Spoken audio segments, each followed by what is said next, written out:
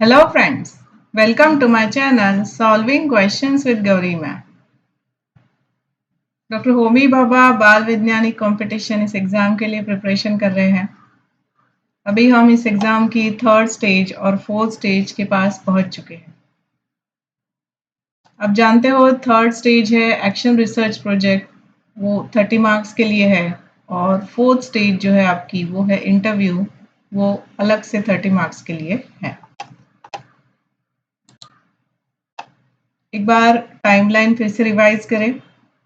मैंने इस प्रोजेक्ट के गाइडेंस के लिए ऑलरेडी पार्ट 1 का वीडियो बनाया है जो आपने देखा है। एक बार टाइमलाइन देख लेते हैं फिर आगे चलेंगे। आपकी प्रैक्टिकल एग्जाम का रिजल्ट आने वाला है सेकेंड वीक ऑफ फरवरी में। उसके बाद submission of action research project through mail के थ्रू आपको सॉफ्ट कॉपी में सबमिट करना है 9 मार्च तक। एक्शन रिसर्च प्रोजेक्ट पर इंटरव्यू और आपका जनरल इंटरव्यू दोनों भी मुंबई में होते हैं, जो होंगे संडे को 16 मार्च को। और सबसे अच्छी बात, प्राइज डिस्ट्रीब्यूशन सेरेमनी वो होगी संडे 6 अप्रैल 2025 को, राइट। तो अभी हमारा टारगेट है एक्शन रिसर्च प्रोजेक्ट। तो यहाँ पर आपको करना क्या है इसके बारे में हम आज बात करेंगे। आप जानते हो आपका टॉपिक है सस्टेनेबल लैंडस्केपिंग। इसका ओवरव्यू हम इस वीडियो के पार्ट 1 में ले चुके हैं। अब जान लेते हैं what are types of landscaping, जिसमें रेसिडेंशियल लैंडस्केपिंग आता है। रेसिडेंशियल एरिया में जो भी लैंडस्केपिंग किया जाता है that is residential landscaping. Societies हो बड़ी बड़ी, उसमें प्ले एरिया होता है, गार्डन होता है, so that is what residential landscaping. Commercial landscaping मतलब जो ऑफिसेस होते हैं, कमर्शियल प्लेसेस है, इंडस्ट्रीज के ऑफिसेस हैं, वहाँ पर जो लैंडस्केपिंग, वहाँ पर जो लॉन, वहाँ पर जो प्लांट्स, ऑर्नामेंटल प्लांट्स लगाए जाएंगे that is a commercial landscaping. फिर गार्डन लैंडस्केपिंग, कॉलोनीज में गार्डन होते हैं, वहाँ पर भी अलग अलग तरीके से जिम, गार्डन जिम आपने देखा होगा, वो होता है। एक एरिया छोटे बच्चों के खेलने के लिए होता है, एक एरिया में चलने के लिए जगह होती है, राइट, वॉकिंग एरिया। तो that is what garden landscaping. फिर जापानीज गार्डन लैंडस्केपिंग, इनके मतलब जापान में किस तरीके से किया जाता है उसके हिसाब से ये बनाया जा सकता है। उसके बाद देखो स्पोर्ट्स फील्ड लैंडस्केपिंग, स्पोर्ट्स के लोग जहाँ पर तैयारी करते हैं, जिम एरिया हो या आउटडोर स्पोर्ट्स है, तो उसके हिसाब से जो लैंडस्केपिंग किया जाता है that is sports field landscaping. इसके बाद इंस्टीट्यूशनल लैंडस्केपिंग में आता है थीम बेस्ड, जैसे कि बॉटनिकल गार्डन है, मतलब बॉटनी जो बच्चे पढ़ते हैं आगे चल के, बॉटनी मतलब जो प्लांट की स्टडी होती है, तो उसके हिसाब से बॉटनिकल गार्डन बनाए जाते हैं, जिसमें अगेन थीम बेस्ड प्लांट्स लगाए जाते हैं। एक जगह ऑर्नामेंटल प्लांट हो, एक जगह मेडिसिनल प्लांट हो, एक जगह बड़े बड़े ट्रीज हो, कुछ हैबिटेट क्रिएट किया जाता है। समझ में आ रहा है? तो वो होता है इंस्टीट्यूशनल लैंडस्केपिंग। एडिबल लैंडस्केपिंग का मतलब है, एडिबल मतलब खाने लायक जो चीज़ें होती है, तो जिसमें हम फ्रूट्स, वेजिटेबल्स, इसके प्लांट्स लगा सकते हैं। उसके बाद है पब्लिक लैंडस्केपिंग। इसमें हम जब जाते हैं एक जगह से दूसरी जगह, तब हम रोड साइड में देखते हैं अलग अलग प्लांट लगाए हुए हैं। वहाँ पर अगर कुछ वॉल है तो वॉल के ऊपर भी अच्छे तरीके से कुछ पिक्चर्स ड्रॉ किए हुए रहते हैं, कुछ अच्छे अच्छे थॉट्स लिखे हुए रहते हैं। देखा है आपने इस तरीके का कुछ?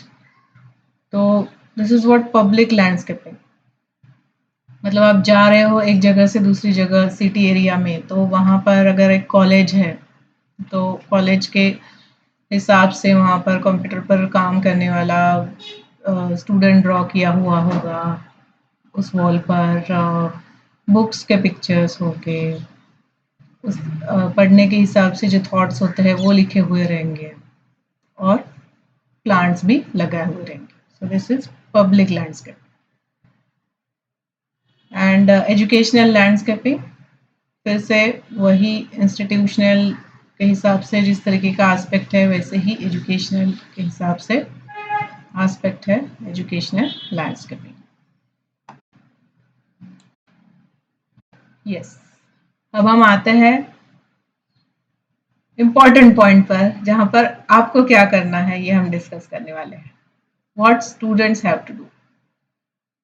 तो सबसे पहले आपको ऑब्जर्व करना है at home, at your society, school, या फिर आपका कोई ऑफिस है, मतलब आपके रिलेटिव्स का, जहाँ पर आप जा सकते हो, वहाँ का लैंडस्केपिंग देख सकते हो. वैसे ऑफिस में जाके आपको देखना है. या फिर आपकी नेटिव प्लेस है जहाँ पर बैकयार्ड या फ्रंट यार्ड है in terms of landscaping possibilities, तो वो आपको ढूंढना होगा, आपको वो फाइंड आउट करना होगा. बैकयार्ड, फ्रंट यार्ड में कुछ एरिया अगर आपको अलॉट किया जा सकता है एल्डर्स की तरफ से कि भैया तुम यहाँ पर कर सकते हो, तो उसके बारे में आपको आपके पेरेंट्स के साथ बात करनी होगी कि मुझे ये प्रोजेक्ट करना है तो मुझे इतनी जगह लगेगी.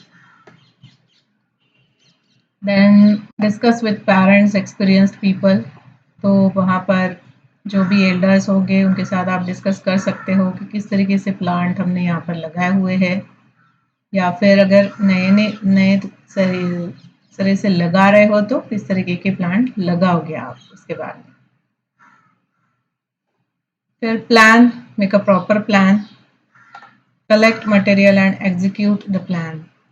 तो कौन से प्लांट लगाओगे, कितना मटेरियल लाना है, क्या क्या मटेरियल, प्लांटर्स लाने वाले हो, उसके लिए आपको सॉइल चाहिए होगी, सॉइल लाने वाले हो, अगर फ्लैट एरिया में कर रहे हो तो सॉइल भी लेकर आनी पड़ेगी.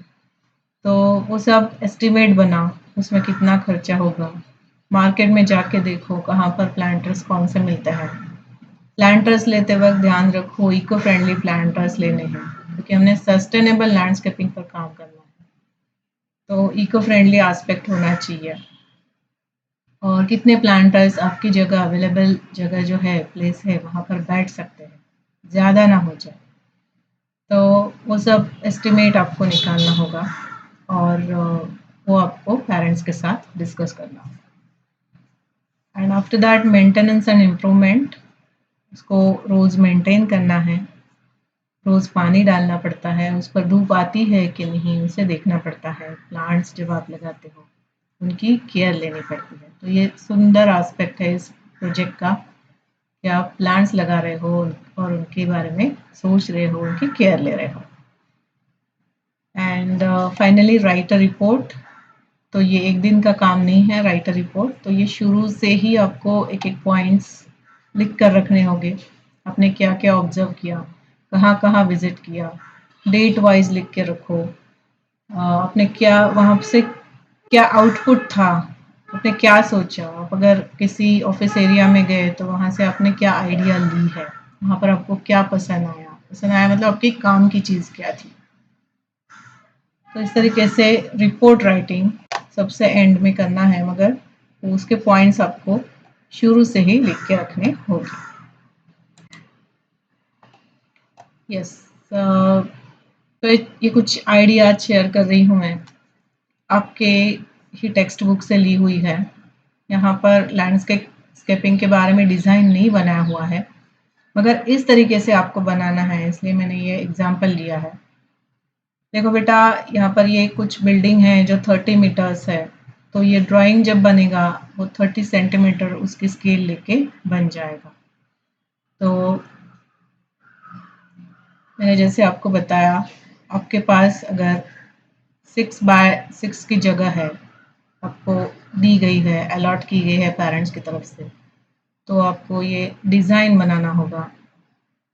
6 फीट बाय 6 फीट असल में जगह है, तो आप स्केच जब बनाओगे तो 6 सेंटीमीटर बाय 6 सेंटीमीटर इस तरीके से लेकर बनाओगे. फिर अगर ये बालकनी है, फ्लैट में है, फ्लैट की बात कर रही हूँ मैं, तो बालकनी में आपको कुछ जगह छोड़नी होगी जहाँ पर ऑलरेडी बालकनी में कुछ चीज़ें होगी, तो उसको रखने के लिए आपको यहाँ पर ये जगह आप छोड़ दोगे। Suppose this is for the things which are already there.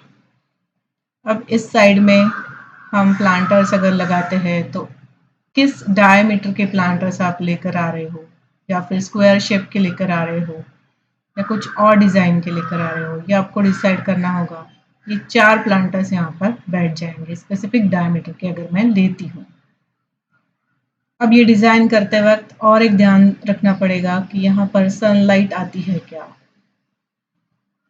क्योंकि प्लांट्स को ग्रो करने के लिए सनलाइट की बहुत ज़रूरत है। तो सनलाइट अगर आती है इस साइड में तो मैं इस साइड में प्लांटर्स की प्लान करूँगी, otherwise I will shift this things here and will planters will be shifted to this side.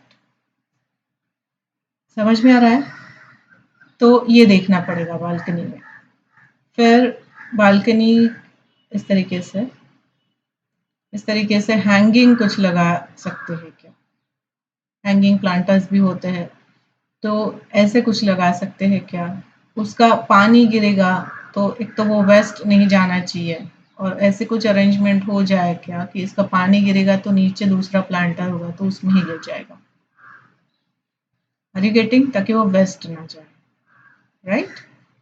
तो ये किया जा सकता है। यहाँ पर भी आपको ध्यान रखना होगा, ये जो आप हैंगिंग प्लांटर्स लगाते हो इसके नीचे अगर ऐसे वाले प्लांटर्स रखते हो तो ये हैंगिंग की वजह से धूप अड़ जाती है, वो पहुंच नहीं पाती है नीचे तक।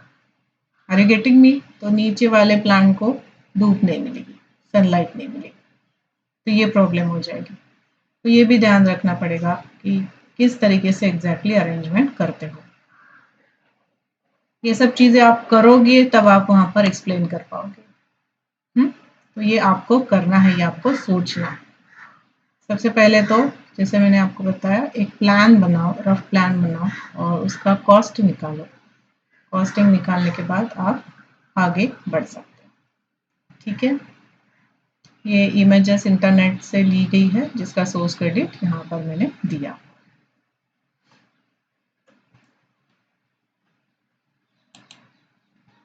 यस, तो यहाँ पर आज का वीडियो कंप्लीट कर रही हूँ।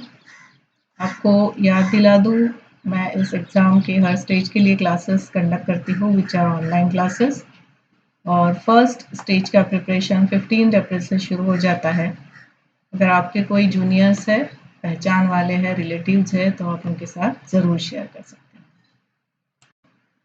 अच्छे से प्रोजेक्ट करो, प्रोजेक्ट के लिए आपके पास इनफ टाइम है, प्लान करो, वर्कआउट करो। और ये बात है बेटा, जितना आप खुद से करोगे उतना आप वहाँ पर कॉन्फिडेंटली एक्सप्लेन कर पाओगे। तो ये शुरू से ही ध्यान रखो कि हर चीज़ आप खुद से करो, राइट? चलो, all the best, thanks for watching.